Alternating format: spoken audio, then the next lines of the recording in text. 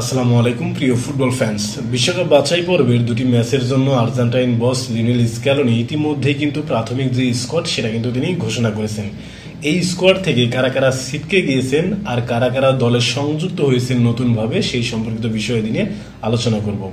প্রথমেই যারা ছিটকে গেছে দল থেকে তাদেরকে নিয়ে কিছু কথাবার্তা বলা যাক। প্রথমেই কথা বলবো এনজো ফার্নান্দেজকে নিয়ে। এনজো ফার্নান্দেজ গত সিজনে বলেন আর সাম্প্রতিক সময়ের পারফরমেন্স বলেন সব জায়গায় কিন্তু দারুণভাবে ফুটবল খেলে যাচ্ছেন। বিশেষ করে কিছুদিন আগেও তিনি কিন্তু ক্লাব বিশ্বকাপ জিতেছেন। কিন্তু গত উইন্ডোতে আর্জেন্টিনার হয়ে কলম্বিয়ার বিপক্ষে একটা রেড কার্ড হজম করার কারণে তিনি কিন্তু আর্জেন্টিনার হয়ে সামনের একটা ম্যাচ খেলতে পারবেন না। যার কারণে এই দিকটা মাথায় রেখে লিওনেল স্ক্যালোনি কিন্তু তাকে সুযোগ না দিয়ে অন্য একজন খেলোয়াড়কে সুযোগ দিয়েছেন। এখন কথা বলবো পাওলো দিবালাকে নিয়ে।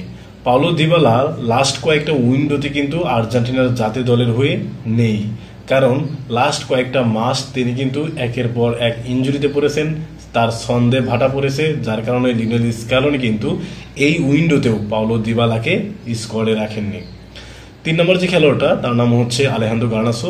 আর্জেন্টাইন এই তরুণ তুর্কি ম্যানচেস্টার ইউনাইটেডের হয়ে গত সিজনের লাস্টের দিকে এবং এই সিজনের যে প্রি সিজন ম্যাচগুলো হলো সেখানে কিন্তু তেমন উল্লেখযোগ্য কোনো পারফর্ম করতে পারেননি, যার কারণে লিওনেল স্ক্যালোনি কিন্তু আলেহান্দ্রো গার্নাচোকে এই স্কোয়াডে রাখেননি।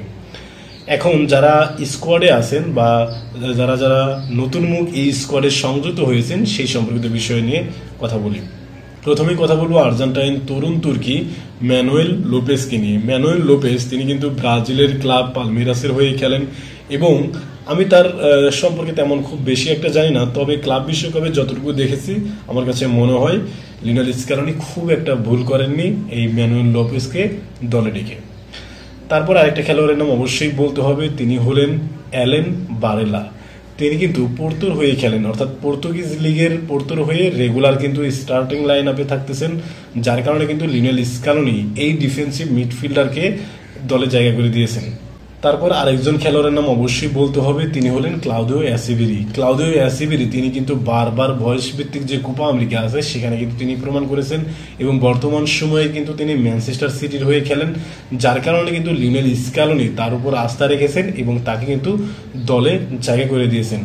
দেখেন আর্জেন্টাইন স্কোয়াডে তরুণ তুর্কি এবং অভিজ্ঞতার সমন্বয় নিয়ে দারুণ একটা কিন্তু ব্যালেন্স টিম তৈরি করেছে লিওনেল স্ক্যালোনি। এখন এই টিম নিয়ে সামনের দুইটা উইন্ডোতে বা সামনের দুইটা ম্যাচে আর্জেন্টিনা কেমন ফুটবল খেলবে সেটা কিন্তু অবশ্যই কমেন্ট বক্সে জানাতে পারেন। আর এই স্কোয়াড নিয়ে আপনার যদি কোনো মতামত থাকে সেটাও কিন্তু জানাতে পারেন। ধন্যবাদ।